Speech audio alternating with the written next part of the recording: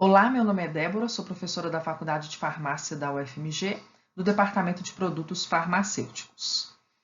Essa é uma aula da disciplina Tópicos em Ciências Farmacêuticas C, Biotecnologia Farmacêutica, Medicamentos Biológicos. Esta aula está protegida pela Lei de Direitos Autorais, segue o documento de advertência legal, o qual já foi apresentado para todos os alunos. Gostaria de destacar que, entre outras ações que estão descritas no documento de advertência legal, é proibido copiar e divulgar qualquer tipo de conteúdo desta aula.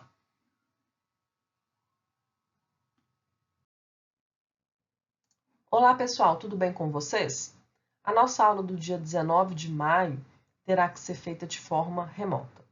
Então, nós temos 3 videoaulas que estão disponíveis para vocês aqui no Teams, e essas aulas correspondem às aulas 22 a 24 do nosso cronograma, do nosso plano de ensino. Então, é importante que vocês assistam a todas as videoaulas. A primeira videoaula tem cerca de 26 minutos, a segunda cerca de 30, e a terceira videoaula é uma videoaula bastante breve, tem cerca de 10 a 15 minutos. Então, é importante que vocês consigam estudar e assistir a todas essas videoaulas antes da nossa próxima aula, ok? Porque na nossa próxima aula nós vamos tirar todas as dúvidas referentes a essa primeira etapa da nossa disciplina. Nós também já teremos uma nova matéria referente à purificação, mas nós vamos ter um tempo dedicado a solucionar, discutir possíveis dúvidas que vocês apresentarem, ok? E no dia 2 de junho nós teremos a nossa primeira prova. Então, eu espero que vocês possam aproveitar essas videoaulas e também estudar. E nós nos encontramos presencialmente na próxima semana. Vamos começar. Então, o que nós vimos na nossa disciplina até agora foram partes que estão relacionadas com o desenvolvimento da linhagem celular recombinante. Então, nós vimos como que a gente faz para construir os vetores recombinantes. Esses vetores recombinantes, então, eles vão ser inseridos nas células. E aí a gente tem, então, o desenvolvimento das linhagens celulares recombinantes, que são capazes de produzir a proteína de interesse. Para a produção de biofármacos, a gente precisa de utilizar linhagens celulares que sejam caracterizadas. Essas linhagens celulares, elas são disponíveis em coleções comerciais. Então, por exemplo, nós temos coleções que são disponíveis. A gente tem uma coleção americana, né, que é a ATCC, que é a American Type Culture Collection, que disponibiliza uma grande quantidade de linhagens celulares. A gente também tem bancos de células disponíveis na Europa. A gente tem um banco disponível também na Alemanha. E todas essas células que são disponibilizadas nessas coleções comerciais, elas são caracterizadas com relação à identidade, ou seja, eles demonstram que aquela célula, que aquela linhagem celular realmente é daquela espécie. Com relação à pureza, é demonstrado, então, que aquela célula não é contaminada, então não tem a presença de bactérias, de fungos, de micoplasmas, de vírus. Micoplasmas é um gênero de bactéria que é um contaminante comum de culturas de células animais. Então, é extremamente importante que seja evidenciado que não há presença de micoplasmas. E também essas células elas são caracterizadas quanto à estabilidade fenotípica e genotípica. Então, tem que ser demonstrado que, ao ser cultivadas, essas células elas não modificam ao serem cultivadas in vitro, né? Que essas células elas não têm modificação das suas características fenotípicas e genotípicas. Essas células, quando elas são adquiridas para a produção de biofármacos, elas têm que passar por um controle de qualidade. Então, é necessário analisar essas células e demonstrar que não há a presença de nenhum contaminante. Isso tem que ser feito novamente, então tem que ser demonstrado, tem que se passar por um controle de qualidade. Por quê? Quando a gente pensa em produção de medicamentos para uso humano, um dos princípios para que a gente consiga garantir a segurança, a qualidade desses produtos é a análise e a caracterização das matérias-primas. Quando a gente pensa em biofármacos, a principal matéria-prima que a gente vai utilizar é qual? São as células. Então, essas células, quando elas são adquiridas, elas têm que ser analisadas. Tem que ser feito um controle de qualidade para demonstrar que não tem a presença, por exemplo, de bactérias, de fungos, de micoplasmas, de vírus. Tem que ser realizado esses testes. O controle de qualidade ele tem que ser feito. Então, de forma que a gente consiga garantir, né, que essa matéria-prima ela está adequada para ser utilizada. A partir do clone mais produtivo que foi identificado, é necessário agora fazer o desenvolvimento dos bancos celulares. Bom, esses bancos celulares eles têm que ser desenvolvidos em ambientes certificados com boas práticas de fabricação. Nós temos dois tipos de bancos, o banco de células mestre e o banco de células de trabalho. O banco de células mestre consiste em alíquotas que foram elaboradas a partir de um clone de células selecionadas sob condições definidas. E essas alíquotas elas são armazenadas em temperaturas abaixo de 100 graus, para que a gente consiga manter as características da célula e que a célula não se replique. Então, ela fica estocada em temperaturas abaixo de 100 graus. Bom, esse banco de células mestre, então, ele vai ser formado, ele vai ser desenvolvido a partir daquele clone que a gente identificou como sendo o clone mais produtivo.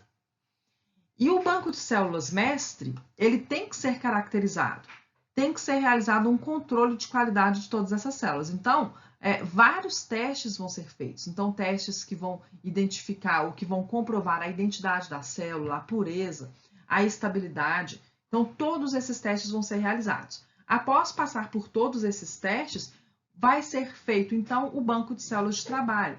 Esse banco de células de trabalho vai ser feito a partir de uma alíquota do banco de células mestre e a partir dessas alíquotas do banco de células de trabalho é que a gente vai fazer a produção dos lotes. Então, para cada lote que for ser fabricado, será utilizado uma alíquota do banco de células de trabalho. Então, a quantidade de alíquotas que irão compor o banco de células de trabalho vai depender da forma do processo produtivo de determinado medicamento e do tempo que é esperado que aquele medicamento seja vendido. Então, tudo isso tem que ser analisado para que a quantidade de alíquotas já seja produzida, já seja elaborada de acordo com a previsão de produção daquele medicamento. E aí, o que vai acontecer?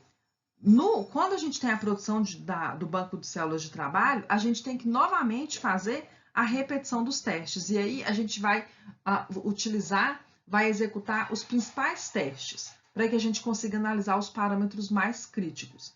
Então, isso é feito depois que o banco de células de trabalho é produzido e também vai ser feito a cada vez que for iniciar um processo produtivo. E aí também são feitos testes que estão relacionados com a identidade, com a pureza e com a estabilidade. E aí, no caso do banco de células de trabalho, a gente tem uma menor quantidade de testes do que quando a gente tem a caracterização e o controle de qualidade do banco de células mestre. Mas ainda assim, a gente tem que fazer a realização de vários testes para o banco de células de trabalho, a cada vez que o processo produtivo for ser feito, e também logo depois que a gente tem a produção do banco de células de trabalho. O desenvolvimento e a caracterização dos bancos celulares, eles são regulamentados pelas agências sanitárias de cada país e as diretrizes para estabelecer os requerimentos estão presentes principalmente em guias internacionais, como guias da agência dos Estados Unidos, da agência regulatória dos Estados Unidos, que é a FDA, guias também da Organização Mundial de Saúde, guias do ICH, que é o Conselho de Harmonização de Requerimentos Técnicos de Medicamentos de Uso Humano, sendo que entre os guias do ICH, o principal guia que está relacionado com o desenvolvimento dos bancos celulares é o guia Q5D, que está relacionado então com a caracterização dessas células para a produção e o desenvolvimento dos bancos celulares, para a produção de produtos biológicos e produtos biotecnológicos. Bom, então, quais são os testes, os principais testes que são preconizados por esses guias internacionais? A gente tem que realizar testes de identidade, testes de pureza e testes de estabilidade. Os testes de identidade visam mostrar que aquela célula que você está trabalhando, ela realmente é daquela espécie. Então, podem ser realizados diferentes testes, como, por exemplo, cariotipagem, análise de isoenzimas, que vão demonstrar que aquela célula é realmente daquela espécie. Com relação aos testes de pureza, tem que ser demonstrado que há a ausência de bactérias, de fungos, de vírus, de micoplasmas. E com relação aos testes de estabilidade, o que vai ser mais importante é o seguinte: tem que ser demonstrado que há uma produção consistente do produto de interesse, ou seja, do biofármaco, da proteína terapêutica, e ocorre a retenção da capacidade de produção sob as condições definidas. Então, é extremamente importante que seja demonstrado que, ao longo do processo produtivo, a proteína continua sendo produzida de forma consistente, que a célula, a linhagem recombinante, não perde a capacidade de produzir aquela célula durante todo o seu processo produtivo e que também não perde a capacidade de produzir a proteína enquanto ela está armazenada lá no banco de célula de trabalho. Então, isso tem que ser demonstrado. Como que isso pode ser feito? Pode ser feito tanto através da análise do material genético da célula, como também pode ser feito através da análise da proteína que está sendo produzida. Então, é um parâmetro que é muito útil e que é muito utilizado para se demonstrar que há uma consistência na produção da proteína, ou seja, para se demonstrar que aquela célula é estável, tanto durante o processo produtivo quanto durante as condições de armazenamento que foram definidas. Esse parâmetro é a determinação da produtividade específica. O que é a produtividade específica? É a quantidade de produto que é produzida por célula por dia. E aí, os testes que vão ser utilizados para demonstrar esse parâmetro vai depender do produto e do tipo de cultivo que é realizado. Então, isso é caso a caso. Então, por exemplo, a proteína, a quantificação de uma proteína, ela pode ser feita, por exemplo, por ELISA. É uma forma que a gente tem para quantificar. Então, cada proteína vai ter uma metodologia melhor para que a gente consiga quantificar essa proteína.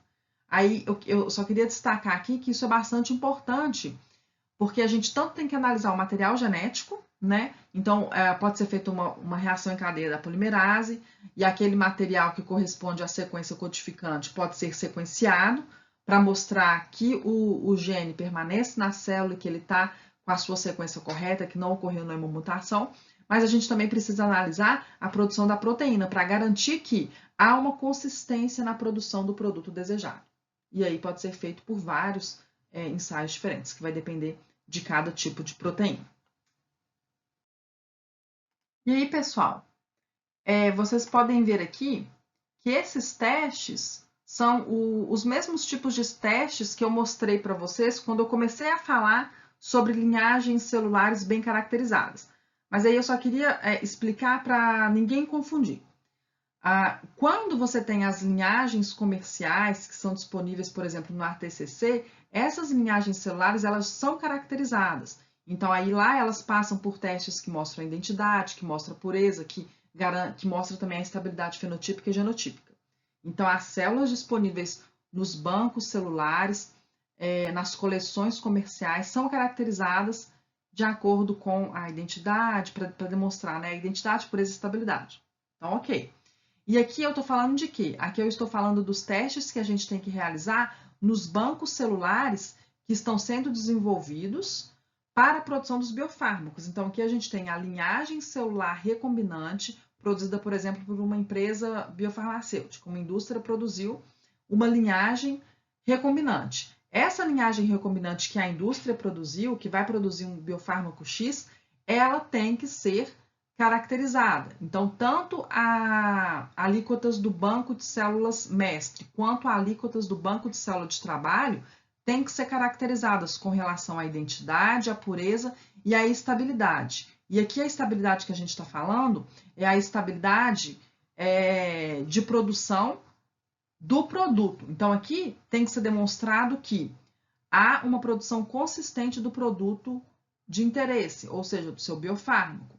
Então, se a gente está falando de uma linhagem recombinante, a gente tem que demonstrar que aquele gene está presente lá ainda, a gente tem que demonstrar que a proteína está sendo produzida. Então, só para isso ficar bem claro, a gente tanto tem esses testes produzidos lá na caracterização das células, da coleção comercial, quanto a gente tem a produção depois, a utilização desses testes, a utilização desses testes, a realização desses testes também nos bancos celulares da linhagem recombinante que produz o biofármaco, tanto de trabalho quanto o mestre. O desenvolvimento e a caracterização dos bancos celulares têm que ser realizados em ambientes certificados com boas práticas de fabricação. No Brasil, a regulamentação dos produtos biológicos é feita pela Anvisa.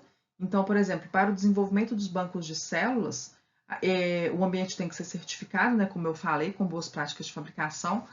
A resolução que dispõe sobre as diretrizes gerais de boas práticas de fabricação de medicamentos é a RDC 301, de 2019, e a gente tem uma instrução normativa que é específica para produtos biológicos, que é a Instrução Normativa 36, de 2019, que dispõe sobre as boas práticas de fabricação complementares a insumos e medicamentos biológicos. Então, o banco de células tem que ser desenvolvido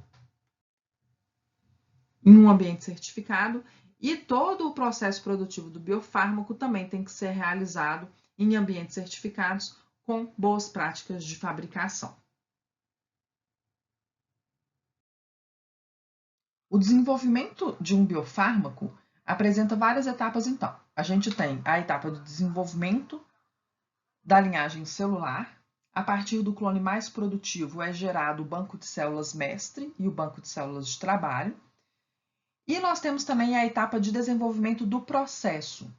A etapa de desenvolvimento do processo ela é realizada em diferentes escalas. Então, a gente tem a escala de laboratório, nós temos em seguida a escala piloto e a escala industrial.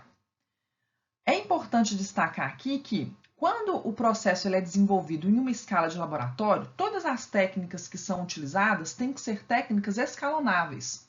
Ou seja, as mesmas técnicas que nós vamos utilizar em uma escala de laboratório têm que poder ser ampliadas para que a gente possa, então, utilizar em uma escala maior, que vai ser a escala piloto, e posteriormente em uma escala industrial. Quando a gente faz o escalonamento, sempre são necessárias adaptações, mas as técnicas, elas têm que ser as mesmas, então a gente não pode mudar o processo produtivo. Se a gente utiliza uma determinada sequência, por exemplo, de etapas cromatográficas para fazer a purificação do nosso produto, essa mesma sequência e o mesmo tipo de cromatografia tem que se manter na escala piloto e na escala industrial. O que a gente vai fazer é aumentar a escala, aumentar, por exemplo, o volume dessas colunas cromatográficas. Isso a gente vai fazer. Mas é extremamente importante que quando o biofármaco ele estiver na fase de pesquisa e desenvolvimento, em que a gente vai utilizar uma escala de laboratório, já seja planejado de forma que todas as técnicas que sejam utilizadas, elas possam ser utilizadas posteriormente de forma escalonável. Quando a gente tem a escala piloto e a escala industrial, as células que a gente vai utilizar para fazer o cultivo, elas já têm que ser originadas do banco de célula de trabalho, que foi gerado nessa etapa, né? E tanto na geração dos bancos de células de trabalho, quanto na escala piloto e na escala industrial, já tem que ser feito em ambientes que são certificados com boas práticas de fabricação. Em que consiste o processo produtivo de biofármacos? Nós podemos dividir esse processo em duas etapas. A primeira é a etapa upstream, que consiste em quê? Consiste no crescimento microbiano ou cultivo celular que permite a produção da biomolécula-alvo. E a segunda etapa consiste nos processos downstream, que são todas as etapas que vão permitir a purificação da biomolécula-alvo, da macromolécula. E essas etapas downstream, elas são extremamente importantes porque, quando a gente fala de biofármaco, a grande maioria dos biofármacos são utilizados via parenteral. Então, é requerido um alto grau de pureza na produção desses medicamentos. Antes de começarmos a falar sobre os processos upstream, vamos falar aqui sobre o armazenamento dos bancos celulares. Bom, então nós teremos células que precisam ser armazenadas para serem utilizadas nos processos produtivos para a obtenção do biofármaco. E essas células vão ser utilizadas por um longo período de tempo. E é essencial que a cada célula que seja utilizada, que elas tenham as mesmas características. Como que a gente consegue obter isso? Como que isso é feito? Através do congelamento de ampolas que contêm as linhagens celulares recombinantes.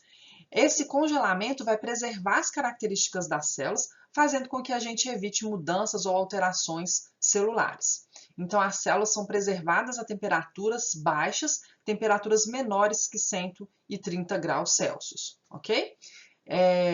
Então, aqui para as células animais, a gente vai ter a utilização dessas temperaturas aqui abaixo de menos 130 graus. Podem ser utilizados ultra-freezer, ou pode também ser utilizado o nitrogênio líquido. No nitrogênio líquido, as células são armazenadas a uma temperatura de menos 196 graus Celsius. O armazenamento, o estoque dessas células nessas temperaturas baixas é essencial para que a célula mantenha a mesma idade biológica, para que ela não sofra nenhum tipo de alteração. E assim seja possível que, em períodos diferentes, as células com as mesmas condições sejam utilizadas para a produção dos biofármacos, ok? Bom, e como que acontece esse processo de congelamento? Aqui nós temos então uma célula eucariótica, uma célula a 37 graus. Quando ocorre o resfriamento dessas células até a temperatura de cerca de 0 graus, o que vai acontecer? As principais alterações aqui consistem em uma diminuição do metabolismo da célula, ocorre também uma interrupção de transporte ativo, por exemplo. E, em seguida, qual que é a próxima etapa? O congelamento a temperaturas inferiores a 0 graus. Então, quando chega aqui a 0 graus, a gente tem essa diminuição do metabolismo e abaixo de 0 graus. Quando a gente tem um congelamento lento, o que vai ser observado? Nesse congelamento lento, vão ocorrer a formação de cristais de água, né? Então, a gente vai ter a formação de cristais aqui de gelo, que vão ficar no espaço extracelular. Com a formação desses cristais, o que vai acontecer? A gente vai ter um aumento da concentração do soluto que vai estar presente aqui no meio, extracelular. Com isso, vai ocorrer a saída de água da célula para o meio externo. E a célula, então, vai sofrer um processo de desidratação e morte. Quando ocorre um congelamento muito rápido, os cristais de gelo são formados no interior da célula. Com a formação desses cristais de gelo, a gente vai ter, então, o rompimento da membrana celular, o rompimento de organelas e também a morte celular.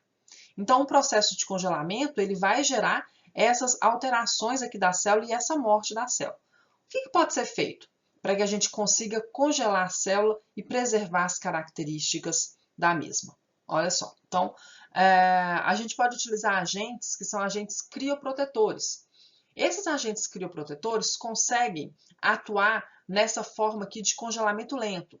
Então, se a gente faz um congelamento lento e utilizamos agentes crioprotetores, que vão ser agentes que vão modificar esse ambiente externo, o mecanismo de ação desses reagentes não é muito bem conhecido, mas sabe-se que ele vai provocar alterações físicas aqui nesse meio externo, e com essas alterações a gente tem uma menor formação desses cristais. Com a menor formação desses cristais, a gente vai ter então uma menor perda de água pela célula, e aí a célula vai conseguir se manter viva durante esse processo de congelamento. Um dos exemplos de agentes crioprotetores, na verdade, o agente crioprotetor que é mais utilizado para o congelamento de células animais consiste no dimetilsulfóxido, que é o DMSO. Ele é utilizado na concentração entre 5% a 15% de concentração final de dimetilsulfóxido para células animais que serão congeladas. E esse agente ele consegue fazer com que ocorra uma menor formação desses cristais de gelo aqui nesse ambiente externo. Com isso, ocorre uma menor perda de água pela célula e a célula consegue sobreviver a esse processo de congelamento e depois ela vai ser descongelada e é possível então fazer a replicação dessa célula e ela se mantém viva. E aí esse congelamento vai ser bastante importante, como eu falei para vocês, para manter as características da célula, para que ela não sofra uma alteração da sua idade biológica, para que ela não fique ocorrendo reações químicas que podem levar a alterações, a modificações da célula. Ok? Para algumas células animais, quando o dimetilsulfóxido for um agente que não for adequado, que pode causar algum tipo de alteração para um determinado tipo de linhagem celular, isso pode acontecer. E aí, nesse caso, podem ser utilizados outros agentes crioprotetores, como, por exemplo, o glicerol. Existem outros também. Para células animais, o glicerol ele não vai ser muito utilizado, então é mais em casos de exceção mesmo, em que o dimetilsulfóxido não pode ser utilizado. No caso do glicerol, ele vai gerar mais complicações osmóticas. Então, evita-se a utilização para o congelamento de células animais. A gente vai utilizar principalmente aí o DMSO, ok? Pessoal, na aula de hoje nós estudamos então sobre os bancos de células. Então nós temos o banco de célula mestre e o banco de célula de trabalho. Então o banco de célula mestre é composto por alíquotas. A partir de uma alíquota desse banco de célula mestre, a gente vai fazer o desenvolvimento do banco de célula de trabalho, ok? E esses bancos são armazenados a temperaturas baixas, né? Como nós acabamos de ver. Bom, o que nós vamos ver na nossa segunda aula de hoje? Nós vamos abordar sobre a etapa que é denominada upstream, que consiste no crescimento microbiano ou cultivo celular, ok? Então, nós vamos estudar sobre os passos que são necessários para o crescimento das células, para o crescimento das bactérias ou leveduras, e com isso a gente vai ter também a produção da nossa macromolécula de interesse, ok? Então, é nesse momento aqui que o nosso insumo farmacêutico ativo, que é o nosso biofármaco, que é a nossa proteína, vai ser produzida. E essa etapa é denominada upstream, que caracteriza-se pelo crescimento microbiano ou cultivo celular, que é isso que nós vamos estudar na nossa próxima aula, ok? Em seguida, em outra aula, nós vamos começar a abordar sobre o processo downstream, que consiste na purificação de uma macromolécula alvo. A partir dessa macromolécula purificada, nós partiremos então para o produto final purificado, e aí é possível se fazer a formulação, para que o produto se mantenha estável e com a atividade biológica, ok? Então é isso, pessoal. Muito obrigada pela atenção de todos.